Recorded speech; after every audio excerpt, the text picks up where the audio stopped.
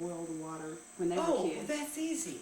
If you have one Indian village of 50 people every 50 miles along the river, and the river is 2 miles wide and 100 feet deep, they can all shit in the river. And by the time the water gets down to the next village, it's cleaned out. On the other hand, when you have, when Peter came here in the early 1960s, Iquitos was 5,000 people. Now it's 500,000.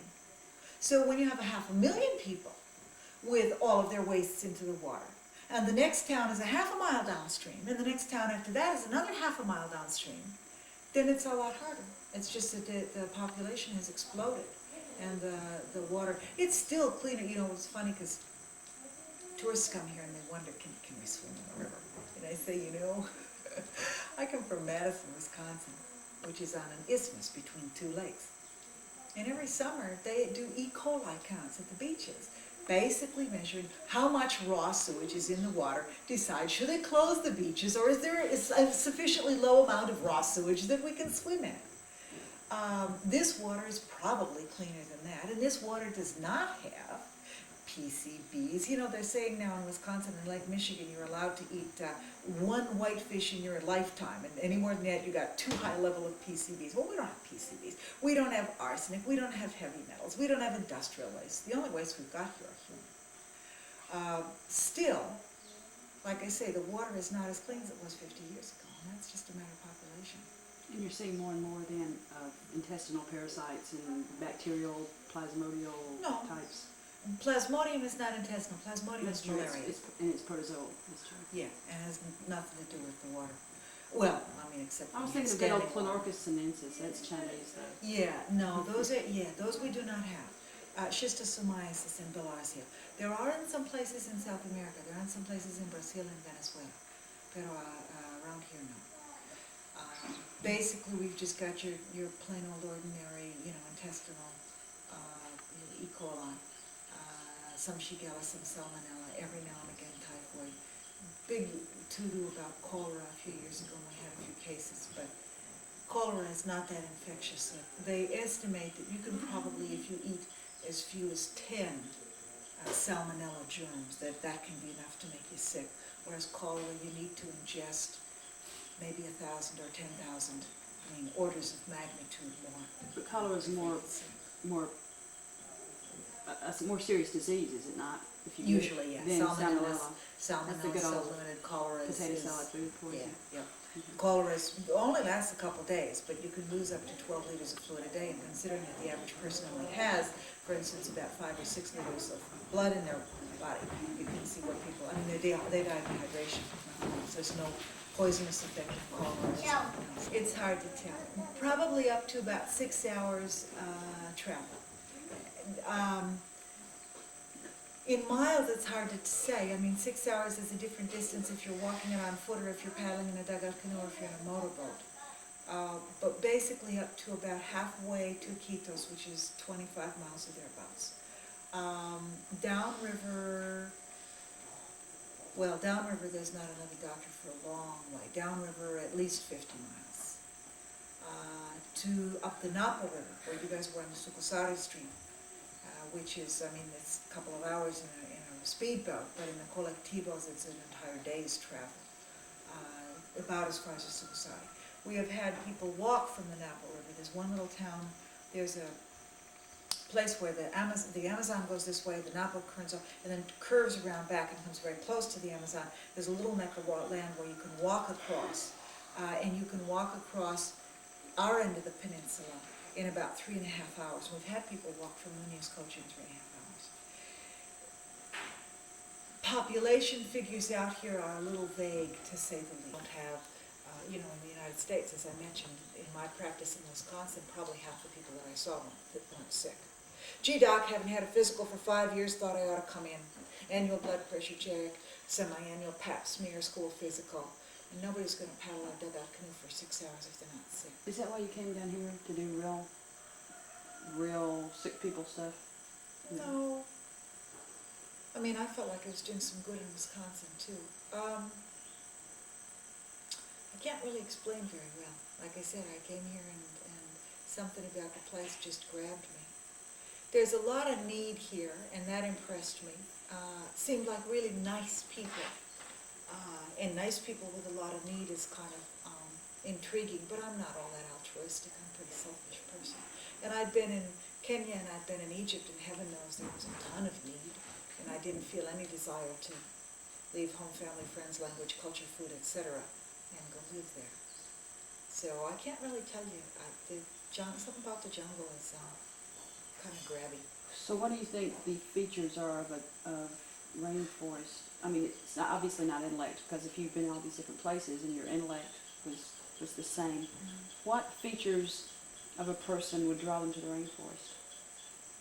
Do you have to be, and I guess I'm aiming this at, most of the kids who see this aren't going to be, A-B students necessarily. I'm trying to get those average kids to recognize who they are. And the next, what I'm leading you into also is medicinal plants, if you want a chance to think about that. Yeah, you should talk to the guides about those. I can't talk about them. I don't know anything about them. Do you see effectiveness?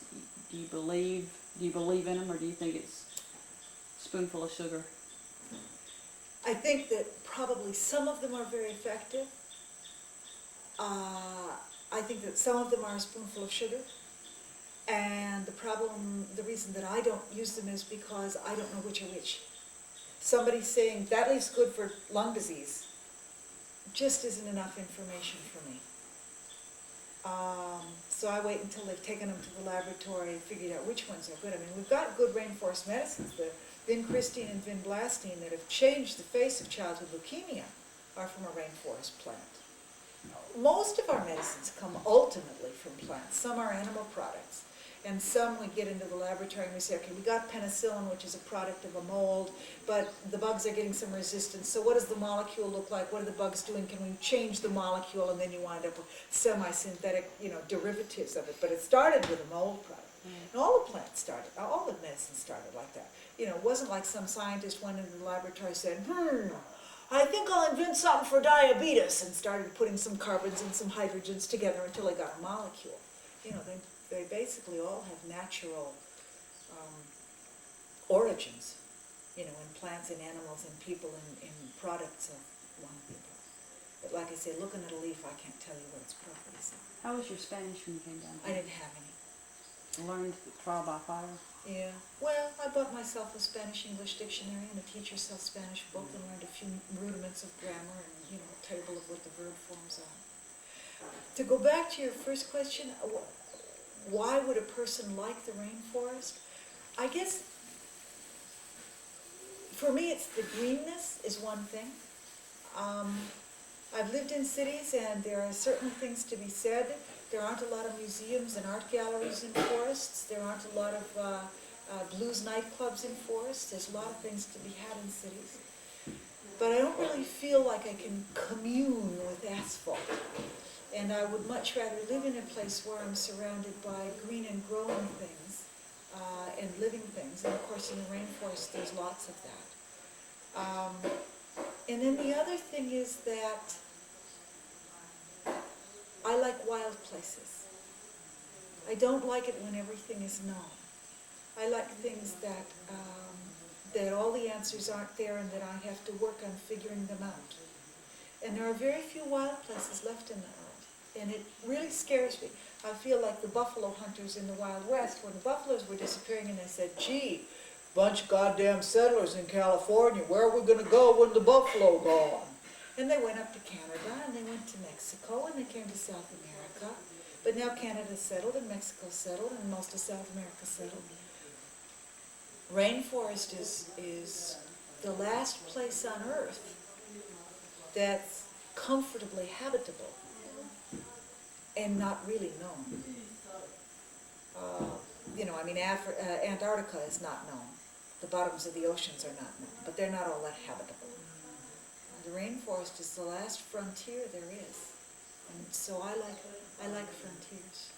For your kids, there are lots of other kinds of frontiers. There are plenty of intellectual frontiers. Heaven knows there's tons to be done in computers, and mathematics is a never-ending world of discoveries, and there's astronomy, and there's lots of ways to explore. But I'm a very simple, unintellectual person and gotta have things visual and concrete in front of me, and so I like frontiers that are physical frontiers. And if you made it to med school, that unintellectual thing is kind of going to be hard to fly. So, This I is, read the pictures. oh, I was asking Molly, I said, this is what we call sticky medicine. I have friends who went into pathology and radiology. I mean, not, well, you know, because they want to diagnose the bone break after it happens. Is there a difference between those guys, gals, and somebody who knows that your mortality rate's going to be higher, you're going to see more children dying, you're going to be up into your elbows in blood, maybe not even have the gloves on sometimes? Is there a difference in the approach? Of course there's a difference. I Did that just come with the territory, or you kind of came down, was that part of the draw of knowing that what you were going to do was going to be? Oh, no, I was up to my elbows in blood in Wisconsin, too. And in Wisconsin, I could analyze the blood and find out what was in it, and here I can't. What's I- is, the that, is that a difference- big frustration? Yeah, sometimes. What's your biggest frustration?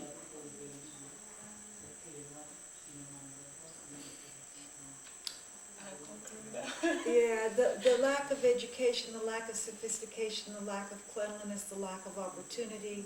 You know, you can be, in the United States, you can be mightily poor. And there are certainly some people that are never going to make it out of their rat holes. But generally, you can be poor, you can be handicapped, you can be all kinds of things. And if you happen to be intelligent and driven and willing to work, you can usually pull yourself up by your bootstraps. Now, if you don't have the intelligence, well, then you're sunk. You know, if you don't have the drive, you're sunk. But if you've got, you know, the necessary requisites, you can almost always get out of the ghetto, get out of the middle of the city, get out of whatever, and make something of yourself. And that's not true here. You can be the brightest person in the world, the hardest working, and you're still going to go to a one-room school that has no books and have no place to get a job. They've got engineers and nurses and so forth that they're turning out in the colleges here in Peru who don't have any work. You can be the intelligentest, brightest, and you're still going to be chopping sugar cane with a machete for all your life. And that's kind of sad. The frustration of seeing the 13 and 14-year-old mothers and knowing that, you know, by the time they're 25, they're going to have 6 kids and they're never going to do anything else with their life. The frustrations of, you know, and well, then you add on top of that the frustrations of not being able to get an X-ray, not being able to get a lab test. But quite frankly, most of what I see is fairly straightforward disease and fairly easily curable. It's not terribly often that I need those tests. In the United States, we run tests for the fun of it. We run tests for malpractice reasons. We run tests because there might be something that possibly is a 1 in a million chance we might miss it, and so we'll run a test and see. But the vast majority of tests that we run, we don't need. You know, you want to know you're anemic? Fine. Give me your hand. If your fingernail's not as pink as my fingernail, you're anemic. If your hemoglobin is 4 or your hemoglobin is 6, well, it's intellectually very satisfying to know. It's nice to be able to have you come back next week and measure it and see that it's gone up a little, but you're anemic. Take your word medicine, take your iron pills, come back and we'll see if you've pinked up. I lose some people. I see some kids die here from things that they wouldn't die in the States. On the other hand, kids die in the States too. Sometimes the cookie crumbles badly. And what we're doing here is very high return, if you figure in terms of number of people helped or number of people saved for the dollars spent.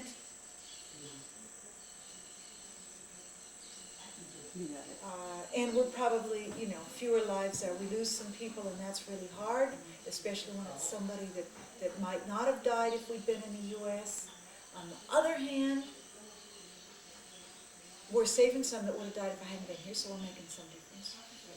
And I go to the U.S. and I say, okay, heart transplant costs $100,000. And we piss and we moan and we say there isn't enough money and medical care is too expensive and we can't afford it, but you need a heart transplant and you're a young and healthy person, you're going to get a heart transplant. And then we'll worry about where we pay for it. There's some program somewhere that's going to pay for it. But you know, even if it's a 25-year-old person with an IQ of 180 who's a mother of 3 and is a delightful person and makes jokes and is a wonderful person, it's $100,000 to save that one life. For $100,000, I could run this clinic for 5 years, treating more than 2,000 people a year. For $100,000, you could buy a whole pile of milk and breakfast cereal to give to little kids in the inner cities who are going to school, not learning because their brains haven't got the glucose to run. Wisconsin, and there's a teach in Spanish, and there's not enough time when I'm in school. But then also, I'm learning a lot of medicine, and I'm learning medical Spanish, which is not something that you can just go